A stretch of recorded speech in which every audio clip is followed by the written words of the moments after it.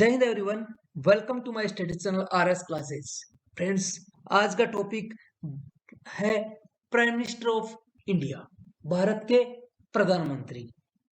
अगर आपको वीडियो अच्छा लगे तो प्लीज लाइक और शेयर जरूर करना। अगर आपने मेरे चैनल को अभी तक सब्सक्राइब नहीं किया तो please subscribe it and press the bell icon so that you can get knowledgeable video regularly. तो फ्रेंड्स, चलते हैं अपने टॉपिक की ओर। फ्रेंड्स, भारत में प्रधानमंत्री का चुनाव और उसकी प्रक्रिया को हम इस पूरे टॉपिक में क्लियर करेंगे। तो पहले है कि क्या भारत की जनता अपने देश के प्रधानमंत्री को डायरेक्टली चुनती है, यानी मतलब कि क्या जनता प्रत्यक्ष रूप से प्रधानमंत्री का चुनाव करती है? तो इसका जवाब है नहीं, यानी भारत की जनता अपने देश के प्रधानमंत्री को डायरेक्टली नहीं चुनती है। तो दूसरा क्वेश्चन ये आता है, फिर प्रधानमंत्री को चुनता कौन है? तो फ्रेंड्स, हमारे देश के जितने भी स्टेट हैं उनको जनसंख्या के हिसाब से लोकसभा की सीटें अलॉट की गई हुई है। तो हर स्टेट को उसकी जनसंख्या के हिसाब से सीटें अलॉट है। अब जैसे ही लोकसभा इलेक्शन आएगा तो क्या होगा, हर सीट से अलग अलग पार्टियों के कैंडिडेट खड़े होंगे और उसमें हम क्या करेंगे, हम अपने पसंद के कैंडिडेट को वोट डालेंगे और वो कैंडिडेट अगर जीत गया तो कहाँ जाएगा? लोकसभा में जाएगा। क्या बन के जाएगा? एमपी यानी मेंबर ऑफ पार्लियामेंट, यानी सांसद बन के जाएगा। अब लोकसभा में जाने के बाद ये देखा जाएगा कि किस पार्टी के पास क्लियर मेजोरिटी है, यानी पूर्ण बहुमत है। अगर नहीं है तो फिर ये देखा जाएगा कि किस दल के, यानी किस गठबंधन के, सॉरी दल नहीं, गठबंधन के पास क्लियर मेजोरिटी है, तो वो देखा जाएगा। अगर इसमें किसी पार्टी या गठबंधन के पास क्लियर मेजोरिटी हो गई तो वो क्या करेंगे, अपना नेता चुनेंगे और उसका नाम दे देंगे राष्ट्रपति को और कहेंगे भाई इनको प्रधानमंत्री बना दीजिए। तो अब इससे क्लियर हो गया कि हम डायरेक्टली प्रधानमंत्री को नहीं चुन रहे हैं। प्रधानमंत्री को कौन चुन रहे हैं? हम एमपी चुनते हैं और एमपी अपना नेता चुनते हैं और नेता क्या होता है? प्रधानमंत्री होता है। तो फ्रेंड्स, जो भारत के राष्ट्रपति लोकसभा में बहुमत दल के नेता को क्या करते हैं? प्रधानमंत्री नियुक्त करते हैं। बताया, लोकसभा, याद रखना, लोकसभा, राज्यसभा नहीं बोला मैंने। तो लोकसभा में बहुमत दल का नेता क्या होगा? प्रधानमंत्री होगा। ठीक है। अब यह है कि बहुमत क्या होगा। तो बहुमत फ्रेंड्स, लोकसभा में वर्तमान में 545 सीट है, 545 सीट है, जिसमें 2 एंग्लो इंडियन को छोड़ दीजिए जिसको राष्ट्रपति मनोनीत करता है, बाकी बच गए 543। इनके आधे से एक ज्यादा तो वो हो जाता है अपना 272, यानी किसी भी पार्टी या किसी दल के पास ये बहुमत का आंकड़ा आ जाएगा तो वो अपनी सरकार बना लेगा, यानी उस पार्टी का या उस गठबंधन का क्या बनेगा? नेता प्रधानमंत्री बनेगा। जैसे पार्टियां हैं, बीजेपी है, कांग्रेस है, जेडीयू है, आप है और अदर बहुत सारी पार्टियां हैं, केंद्रीय पार्टियां बहुत हैं और इनका टोटल सीटें कितनी होगी? 543। अब फॉर एन एग्जांपल, बीजेपी के पास 2019 के इलेक्शन में 301 सीट आ गई थी और मेजोरिटी का आंकड़ा कितना है? बहुमत का आंकड़ा कितना है? 272। तो इसको अगर कोई और से गठबंधन नहीं करता तो भी बीजेपी की सरकार बन जाती। तो क्या हो गया, इसके पास ऑलरेडी 301 सीट थी तो इनके प्रधानमंत्री बन गए कौन? मोदी जी। अब नेक्स्ट बात यह है, अगर मान लो बीजेपी के पास 301 सीट न होकर 272 से कम होती तो क्या करती? तो हमारे राष्ट्रीय लेवल पे, राष्ट्रीय स्तर पे दो बड़े अलायंस है। एक एनडीए जिसको बोलते हैं नेशनल डेमोक्रेटिक अलायंस और दूसरा है यूपीए जिसको बोलते हैं यूनाइटेड प्रोग्रेसिव अलायंस। एनडीए में मेजर पार्टी है बीजेपी और यूपीए में कौन सी है? कांग्रेस। अगर इस अलायंस को अगर 272 का आंकड़ा प्राप्त हो जाता, चाहे वो एनडीए हो चाहे यूपीए हो, तो वो अपनी सरकार बना लेता। तो समझ में आ गया सरकार कैसे बनती है। ठीक है। अब आगे बढ़ते हैं कि जो बहुमत दल का जो नेता होगा वो कहां से होगा। चलो, हमने एमपी जी को वोट दिया, जिताया, उनको लोकसभा में भेज दिया, तो अब वो जो लोग, क्या वो लोकसभा वाला ही एमपी प्रधानमंत्री बनेगा या फिर और कोई भी प्रधानमंत्री बन सकता है? तो फ्रेंड्स, अगर हम ब्रिटेन की बात करें तो ब्रिटेन में सिर्फ और सिर्फ लोकसभा जैसे हमारा है तो उनका हाउस ऑफ कॉमन्स यानी निम्न सदन, उसको कहेंगे लोअर हाउस, यानी लोकसभा का सदस्य और वहां का हो गया तो हाउस ऑफ कॉमन्स का सदस्य ही प्रधानमंत्री बन सकता है, हाउस ऑफ लॉर्ड्स का नहीं बन सकता। लेकिन भारत में ऐसा नहीं है। भारत में क्या है, आपका लोअर हाउस का बन सकता है यानी लोकसभा का भी बन सकता है, अपर हाउस का बन सकता है मतलब राज्यसभा से भी प्रधानमंत्री बन सकता है, अगर ये दोनों से नहीं है वो भी प्रधानमंत्री बन सकता है। लेकिन उसकी शर्त क्या है, अगर जो दोनों सदन का कोई सदस्य नहीं है तो उसको क्या करना पड़ता है, 6 महीने में, चाहे वो लोकसभा का सदस्य बने चाहे राज्यसभा का सदस्य बने, उसकी सदस्यता उसे लेनी ही पड़ेगी। अगर नहीं लिया तो उसे 6 महीने बाद अपने प्रधानमंत्री पद का क्या करना पड़ेगा, त्याग करना पड़ेगा। तो समझ में आ गया कि वो राज्यसभा से हो सकता है, लोकसभा से हो सकता है, और ऐसा लगे कि बाहर कोई सही बंदा है उसको प्रधानमंत्री बना देते हैं, फिर क्या करेंगे, उसको किसी एक सदन की सदस्यता दिला देंगे। तो या तो उसे ज्यादा चांस होते हैं राज्यसभा की सदस्यता दिला दे, या फिर कोई लोकसभा की सीट खाली हो तो वहां से उसको चुनाव लड़ा के उसको उसकी सदस्यता दिलवा दे, ताकि वो कंटिन्यू प्रधानमंत्री बन सके। अदरवाइज जब प्रधानमंत्री पद से त्याग करना पड़ेगा। नेक्स्ट है भाई, प्रधानमंत्री की एज क्या होती है। तो फ्रेंड्स, आपके दिमाग में ये विचार आ रहा होगा कि प्रधानमंत्री की एज क्या है। तो भाई एज का ऐसा कोई क्राइटेरिया नहीं है। सीधी बात है, प्रधानमंत्री कौन बनेगा, जो लोकसभा या राज्यसभा का सदस्य हो, ठीक है, चाहे वो मनोनीत हो चाहे वो निर्वाचित हो, तो वो क्या बन सकता है, प्रधानमंत्री बन सकता है।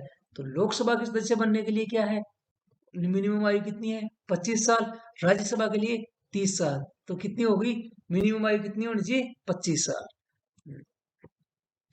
फ्रेंड्स, हमारे प्रेसिडेंट होते हैं हेड ऑफ स्टेट, यानी राष्ट्र के प्रमुख, यानी यहाँ स्टेट का मतलब है राष्ट्र से, यह है देश के प्रमुख। लेकिन प्रधानमंत्री क्या होते हैं, हमारे हेड ऑफ गवर्नमेंट, यानी सरकार के प्रमुख या सरकार के मुखिया। हमारे राष्ट्रपति होते हैं supreme commander of the Indian arm forces. लेकिन राष्ट्र प्रधानमंत्री क्या होते हैं, प्रधानमंत्री होते हैं political head of the Indian arm forces. यानी अब राष्ट्रपति सुप्रीम कमांडर है, लेकिन क्या राष्ट्रपति लड़ाई करवा देगा किसी देश से, लड़ाई नहीं। वो कब करेगा, कैबिनेट और प्रधानमंत्री के कहने पे वो क्या करेगा, वार की घोषणा करेगा या कोई संधि उसके नाम से होगी। लेकिन वो डिसीजन कहां से लिया जाएगा, कैबिनेट, जो मंडल है कैबिनेट स्तर का, वो डिसीजन लेगा कि क्या लड़ाई करनी है किसी देश से या नहीं करनी। तो जो लड़ाई, युद्ध, संधियां जो भी होगी राष्ट्रपति के नाम से होगी। लेकिन करेगा कौन, प्रधानमंत्री और उसकी कैबिनेट। ये डिसीजन किनके हाथ में होता है, इनके हाथ में। लेकिन होगा किसके नाम से, राष्ट्रपति के नाम से। फ्रेंड्स, अगर हम भारत के प्रधानमंत्री की, सॉरी, हम अमेरिका के राष्ट्रपति की अगर तुलना करेंगे तो हम हमारे राष्ट्रपति से नहीं करेंगे। किससे करेंगे, हमारे प्रधानमंत्री से। किससे करेंगे, प्रधानमंत्री से।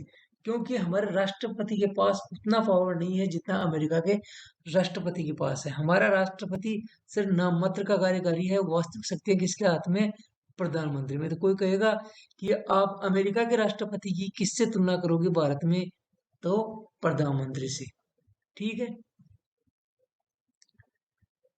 फ्रेंड्स, आर्टिकल 74 ये कहता है कि राष्ट्रपति की सहायता और सलाह देने के लिए प्रधानमंत्री के साथ क्या होगी, एक मंत्रिपरिषद। तो प्रधानमंत्री का जिक्र कहाँ है, पहला है जिक्र आर्टिकल 74 में।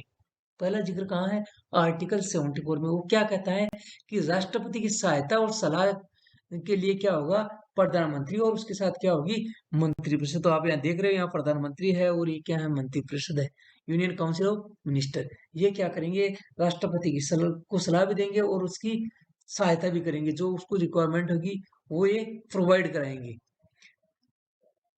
काउंसिल ऑफ मिनिस्टर क्या करेंगे, अपनी एडवाइस भेजेंगे राष्ट्रपति के पास। अगर एडवाइस सही है, सलाह सही है, तो ठीक है, कोई दिक्कत नहीं। अगर सलाह में ऐसा लगा कि राष्ट्रपति को लगा कि नहीं नहीं, एक बार इसको पुनर्विचार के लिए भेज देते हैं, यानी रिकंसिडरेशन के लिए भेज देते हैं, तो रिकंसिडर मतलब कि एक बार दोबारा सोच लो कि आपने जो डिसीजन लिया है सही है या कुछ चेंज हो सकता है। तो ये रिकंसिडरेशन की बात कब से आई, तो 42वां संविधान संशोधन हुआ था 1976 में। तब तक क्या था, तब उसमें यह किया गया था कि प्रधानमंत्री काउंसिल ऑफ मिनिस्टर की जो बात है, सलाह है, उसको मानने के लिए बाध्य है। यानी मंत्रिपरिषद की सलाह मानने के लिए क्या है? बाध्य है। लेकिन 44th जो अमेंडमेंट किया 1978 में, उसमें एक बात जोड़ दी गई कि प्रधानमंत्री एक बार उसे पुनर्विचार के लिए भेज सकता है। यानी मंत्रिपरिषद की जो सलाह है उसको पुनर्विचार के लिए भेज सकता है। लेकिन पुनर्विचार के बाद अगर वो सलाह वापस राष्ट्रपति की आती है, पास आती है, तो राष्ट्रपति क्या करेगा? उस सलाह को मानने के लिए क्या है? बाध्य है। क्या है? मानने के लिए बाध्य है। यानी उसकी सलाह के हिसाब से उसे काम करना ही पड़ेगा। नेक्स्ट बात यह है कि अगर जो मंत्रिपरिषद ने जो सलाह दी है उसको किसी भी कोर्ट या अदालत में आप ले जा नहीं सकते। यानी मंत्रियों द्वारा राष्ट्रपति को दी गई सलाह किसी अदालत में उसकी जांच नहीं की जा सकती। नेक्स्ट बात है आर्टिकल 75। ये क्या कहता है कि प्रधानमंत्री की नियुक्ति राष्ट्रपति द्वारा की जाती है। इसमें क्या आ गई? प्रधानमंत्री की नियुक्ति कौन करेगा? राष्ट्रपति। देखो, प्रधानमंत्री से पहला कौन सा था? 74। अब कौन सा आ गया? 75। तीन अनुच्छेद हैं जिनमें प्रधानमंत्री का जिक्र है। तो इसका मतलब ये नहीं है कि राष्ट्रपति हर किसी आदमी को उठा के बोल देगा कि भाई तू प्रधानमंत्री बन जा। हर किसी अरे गरे आदमी को प्रधानमंत्री नहीं बना सकता। शर्त बताई दी आपको। राष्ट्रपति क्या करेगा? सबसे बड़ी दल यानी पार्टी या गठबंधन के नेता को क्या करेगा? प्रधानमंत्री नियुक्त करेगा। अब ऐसा कब हुआ था? जब मोरारजी देसाई की सरकार चल रही थी और उसमें जो जनता पार्टी थी उसमें कुछ मनमुटाव हो गया था, जिसमें चौधरी चरण सिंह जी को लालच दे दिया था इंदिरा गांधी ने कि आप प्रधानमंत्री बन जाइए। तो ये लालच में आ गए और उन्होंने कहा कि हम आपको बाहर से, इंदिरा गांधी ने बोल दिया हम आपको बाहर से सपोर्ट देंगे। तो भाई ये प्रधानमंत्री बन गए। मोरारजी देसाई की सरकार गिर गई और ये प्रधानमंत्री बन गए। उस समय जो राष्ट्रपति थे नीलम संजीव रेड्डी, उनकी और इंदिरा गांधी की बहुत कम बनती थी। तो उन्होंने क्या किया? चौधरी चरण सिंह को बोला ठीक है प्रधानमंत्री बन गए तो कोई बात नहीं, आप 1 महीने के भीतर लोकसभा में अपना विश्वास मत प्राप्त करके दिखाइए। अब जैसे ही विश्वास मत की बात आई, उसके पहले दिन इंदिरा गांधी ने अपना समर्थन वापस खींच लिया। तब इन्हें लगा कि अब तो सरकार तो गिरनी है। ये चौधरी चरण सिंह ऐसे प्रधानमंत्री जो कभी संसद गए ही नहीं, ऐसे प्रधानमंत्री कभी संसद गए नहीं। तो इन्होंने कहा, अपना इस्तीफा दे दिया और राष्ट्रपति को सलाह दे दी कि आप लोकसभा भंग कर दीजिए। तो ऐसा हुआ। ये तब से स्टार्ट है 1979 से कि आपको 1 महीने के भीतर लोकसभा में क्या करना है? विश्वास मत हासिल करना है। नेक्स्ट बात, आर्टिकल 75 ये कहता है कि प्रधानमंत्री की सलाह पर अन्य मंत्रियों को राष्ट्रपति द्वारा नियुक्त किया जाएगा। तो देख लो, मोदी जी बोल रहे हैं कि भाई इन सबको मंत्री बना दीजिए, दिख रहे हैं ना? तो राष्ट्रपति क्या करेगा? जैसे ही प्रधानमंत्री कहेगा उनको, उन लोगों को क्या करेगा? मंत्री की शपथ दिला देगा, मंत्री पद की शपथ दिला देगा। नेक्स्ट है, मंत्री राष्ट्रपति के प्रसाद पर्यंत पद धारण करेगा। मतलब जब तक राष्ट्रपति चाह रहा है तब तक मंत्री पद पे रह सकता है, लेकिन ऐसा नहीं है। वो किस बात कैसे हटाएगा? जब प्रधानमंत्री कहेगा तो राष्ट्रपति क्या करेगा? मंत्री को उसके पद से हटा देगा। ऐसे नहीं कि अपने मन में जच गई कि हाँ मैं इसको हटाऊंगा और हटा देता हूँ। नेक्स्ट है, मंत्रिपरिषद सामूहिक रूप से लोकसभा के प्रति उतरे। यानी ये कलेक्टिव रेस्पॉन्सिबिलिटी है मंत्रिपरिषद की लोकसभा के प्रति। यानी सामूहिक रूप से जिम्मेदार है। ऐसा नहीं है कि एक मंत्री लोकसभा के प्रति जिम्मेदार है, सभी सामूहिक रूप से जिम्मेदार है। राष्ट्रपति उन्हें पद व गोपनीयता की शपथ दिलाएगा। तो देखो यहाँ रामनाथ जी कोविंद मोदी जी को शपथ दिला रहे हैं, इधर देखो प्रणब दा इनको शपथ दिला रहे हैं मंत्री को। अब आपके दिमाग में आया कि पद और गोपनीयता की शपथ क्या होती है। देखो, पद में क्या होता है कि मैं इस पद पे रहूंगा तो मुझे मेरा क्या कर्तव्य है, मैं क्या क्या करूंगा। तो कहेगा कि मैं भारत के संविधान के प्रति सच्ची श्रद्धा रखूंगा, निष्ठा रखूंगा, मैं भारत की प्रभुता व एकता को अक्षुण्ण रखूंगा, मैं श्रद्धापूर्वक व शुद्ध अंतरण से अपने पद के दायित्वों का निर्वहन करूंगा, और मैं भय, पक्षपात या अनुराग या द्वेष के बिना सभी प्रकार के लोगों के प्रति संविधान और विधि के अनुसार न्याय करूंगा। ये तो हो गई पद की शपथ। गोपनीयता का मतलब क्या होता है? मतलब गोपनीयता इंग्लिश में क्या होगा? सीक्रेसी। यानी मैं हर बात को सीक्रेट रखूंगा। यानी जो मेरे विचार में जो भी मेरे विचार के लिए लाया जाएगा मैं उनको सीक्रेट रखूंगा। और कब तक रखूंगा? जब तक मुझे ये जरूरी नहीं हो कि मैं मेरा ये मंत्री हूँ और मुझे बताना जरूरी है। जब तक ये जरूरत नहीं पड़ेगी मैं किसी को कोई बात बताऊंगा नहीं, मतलब है सारी बातें सीक्रेट रखूंगा, ये सीक्रेसी है। आर्टिकल 78 क्या कहता है कि प्रधानमंत्री का कर्तव्य है, ये प्रधानमंत्री की ड्यूटी है। क्या ड्यूटी है? कि वो क्या करे कि संघ के जितने भी कार्यकलाप हैं, यानी जो भी यूनियन जो कैबिनेट यूनियन स्तर पे जो चल रहा है उसके प्रशासन संबंधी, यानी जो एडमिनिस्ट्रेशन संबंधी है, या फिर कहो तो आप अन्य कोई विषयक प्रपोजल्स हैं, या फिर मंत्रिपरिषद के जो डिसीजन है वो राष्ट्रपति को क्या करे, बताएं। कि राष्ट्रपति चाहे तो उसको ये सब बताएं, ये उनका कर्तव्य बनता है। दूसरी बात क्या है कि संघ के कार्यकलाप के प्रशासन संबंधी और विधान विषयक प्रस्तावों संबंधी जो जानकारी राष्ट्रपति मांगे वो दे। मतलब क्या है, प्राइम मिनिस्टर को क्या करना चाहिए कि अगर राष्ट्रपति को चाहिए कि उसे कोई भी एडमिनिस्ट्रेटिव इंफॉर्मेशन चाहिए या फिर यूनियन के जो इश्यू है, संघ के जो इश्यू है वो चाहिए, तो वो बताएं। तीसरी बात क्या है कि उसकी जिम्मेदारी बनती है कि वो किसी विषय पर, ऐसे विषय पर जिसमें किसी मंत्री ने तो डिसीजन ले लिया लेकिन उसको मंत्रिपरिषद के सामने नहीं लाया गया, तो वो कहेगा भाई एक बार मंत्रिपरिषद के सामने ले जाओ, सब एक बार इस पर विचार विमर्श कर लो, फिर ये ले आना। तब प्रधानमंत्री का कर्तव्य होता है कि वो मंत्रिपरिषद के सामने उस विचार के लिए उस विषय को रखे। अब क्या प्रधानमंत्री का कार्यकाल और पद से हटाने की प्रक्रिया क्या रहेगी? तो देखो, कार्यकाल तो आपको पता है, लोकसभा का चुनाव हर 5 साल में होता है, तो प्रधानमंत्री का कार्यकाल कितना है? 5 साल है। लेकिन ऐसा नहीं कि वो 5 साल रह ही सकता है, हट भी तो सकता है बीच में। अब वो हटेगा कैसे? लोकसभा का अगर उसके पास विश्वास है, मतलब लोकसभा में उसके पास मेजोरिटी है और लोग उसको में बिलीव रखते हैं, उसके साथ हैं, तो उसको कोई नहीं हटा सकता, राष्ट्रपति भी नहीं हटा सकता।